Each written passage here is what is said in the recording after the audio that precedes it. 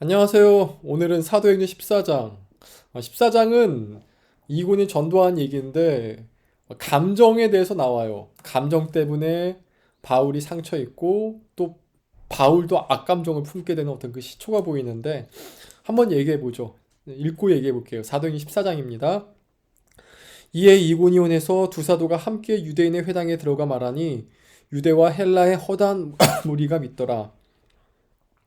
그러나 순종하지 아니하는 유대인들이 이방인들의 마음을 선동하여 형제들에게 악감을 품게 하거늘 두 사도가 오래 있어 주를 힘입어 담대히 말하니 주께서 그들의 손으로 표적과 기사를 행하게 하여 주사 자기 은혜의 말씀을 증언하시니 그 신의 무리가 나뉘어 유대인을 따르는 자도 있고 두 사도를 따르는 자도 있는지라.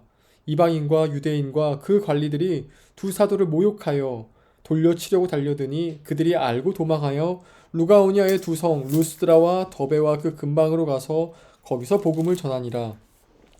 루스드라에는 발을 쓰지 못하는 한 사람이 앉아 있는데 나면서 걷지 못하게 되어 걸어본 적이 없는 자라.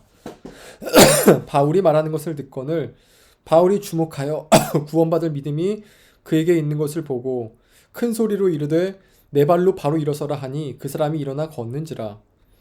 무리가 바울이 한 일을 보고 루가오니아 방언으로 소리질러 이르되 신들이 사람의 형상으로 우리 가운데 내려오셨다 하여 바나바는 제우스라 하고 바울은 그 중에 말하는 자이므로 헤르메스라 하더라. 시에 제우스 신당의 제사장이 소와 환들을 가지고 대문 앞에 와서 무리와 함께 제사하고자 하니 두 사도 바나바와 바울이 듣고 옷을 찢고 무리 가운데 뛰어들어가 소리질러 이르되 여러분이여 어찌하여 이런 일을 하느냐 우리도 여러분과 같은 성정을 가진 사람이라 여러분에게 복음을 전하는 것은 이런 헛된 일을 버리고 천지와 바다와 그 가운데 만물을 지으시고 살아계신 하나님께로 돌아오게 함이라.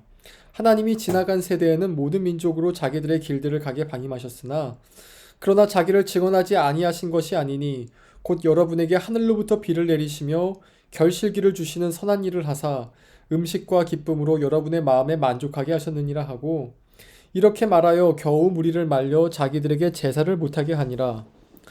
유대인들이 안디옥과 이고년에 와서 무리를 충동하니 그들이 돌로 바울을 쳐서 죽은 줄로 알고 시외로 끌어내치니라.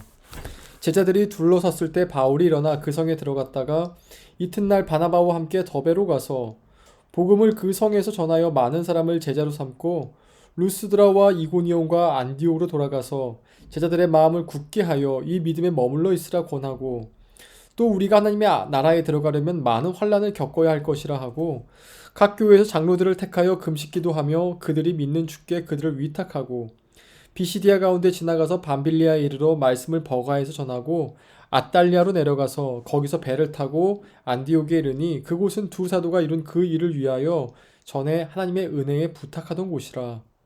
그들이 이르던 교회를 모아 하나님이 함께 하신 모든 일과 이방인들에게 믿음의 문을 여신 것을 보고하고 제자들과 함께 오래 있으니라. 아멘. 예, 이고니온을 전도한 내용인데 2절에 보면 이게 나오죠. 순종하지 않은 유대인들이 이방인들의 마음을 선동하여 형제들에게 악감을 품게 하거늘. 마귀가 하는 역할이라고 생각해요. 그러니까 감정으로 마음을 조종하려고 그래요. 감정으로. 저 사람이 아무리 나쁜 사람이라 할지라도 내 감정이 좋으니까 저 사람 도와줘야겠다. 반면 저 사람이 아무리 착한 사람인데 저 사람 향한 내 감정이 나쁘니까 나는 저 사람을 도와주지 않겠다. 어, 감정이 중요한데, 감정 참 중요하죠. 근데 감정으로 마음을 움직이면은 대개 그 결정들은 실패합니다. 되게 실패해요. 그 감정으로 결정하면 절대로 안 돼요. 그래서 감정은 금방 사라지거든요. 예수님 예루살렘 들어가실 때 들어갈 때는 막 사람들이 와 이러다가 또 며칠 지나니까 와 죽여라 이러고. 그러니까 감정이 내 마음을 지배하게 되면 안 돼요. 박재현 씨 책에 이 부분이 잘 나와 있는데 박재현 씨 왜 나는 내 말이 힘들까라는 책이 있는데 그거 보면은 내 감정이 왜 이렇게 아플까라는 걸 보면은 그 뭐 채워지지 않는 게 있다는 것이죠. 근데 채워지지 않는 것을 저 사람을 통해 채우려다 보니까 저 사람이 채워주지 않아서 믿다는 것이에요. 근데 살펴보면 그 사람이 내 감정 다 못 채워주거든요. 절대로 못 채워줘요. 저 사람이 못 채워준 걸 딴 사람에게 가서 채워받아야 되는데 대개는 그러지 못한다는 거죠.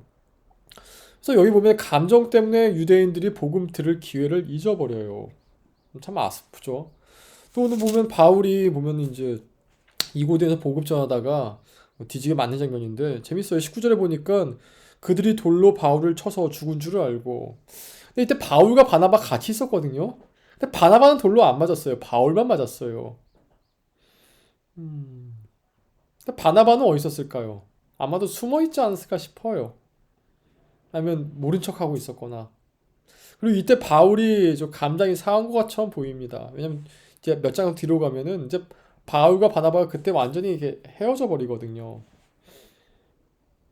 근데 뭐 마가 때문에 헤어졌다고 하지만 사실 하나 일 때문에 이렇게 헤어질 정도로 그 둘의 관계가 이렇게 나쁘지 않았거든요. 바나바는 어떻게 보면 바울을 데리고 온 멘토격이었는데 근데 이제 바울이 바나바와 헤어지기를 결정했던 게 여기서 좀 했던 것 같아요. 악감정이 품게 된 거죠. 저 사람은 왜 날 보호하지 못했지? 저 사람은 왜 나한테 어, 함께 이렇게 고난을 당하지 않은 것이지? 바로 22절에 보면은 우리가 하나님 나라에 들어가려면 많은 환난을 겪어야 할 것이라 하고 바울이 제자들에게 설교해요. 어, 여러분 그 감정이 있지 않습니까? 감정. 감정을 잘 보면은 내 마음속에 뭔가 채워지면 감정이 와 즐거워요. 근데 채워지지 않으면은 뭐 낙담하거나 무기력해지거나 화나거나 슬퍼하거나. 근데 이 선택은 제가 할 수 있어요. 이 선택은. 이 감정이 채워지지 않았을 때 저 사람은 저를 못 채워주는구나 라고 한 번은 물러가서 저 사람 외에 딴 사람에게 그걸 채워가지고 저 사람과 그냥 악감정을 안 가질 수도 있는 것이고 거꾸로 저 사람이 내가 안 채워주네 열받네 이렇게 될 수도 있는 것이죠.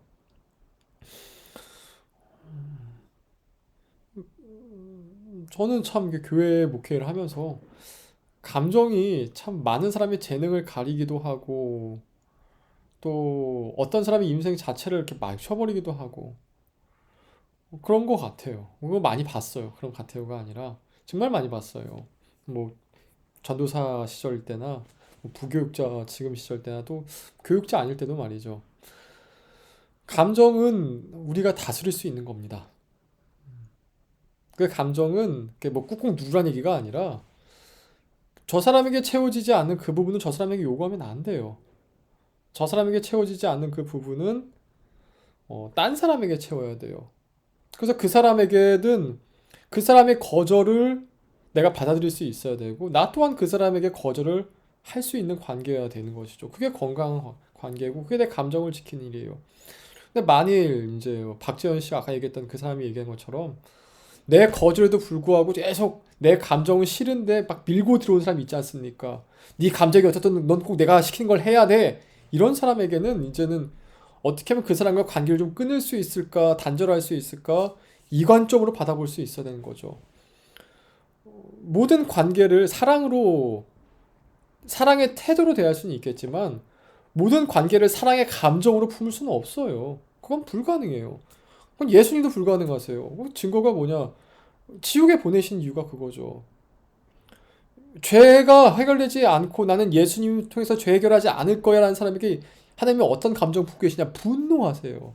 분노. 미워하세요. 하나님 시편 어딘가 기억이 안 나는데 보면 악을 미워하라는 구절이 있어요. 악을 미워하는 게 주님의 뜻이다.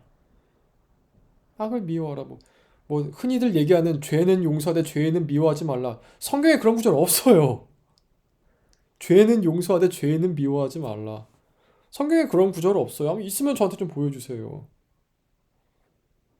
죄인을 다 미워란 얘기가 아니라 어떤 죄인은 내가 품을 수 없다는 거죠. 그 감정이 안 돼요.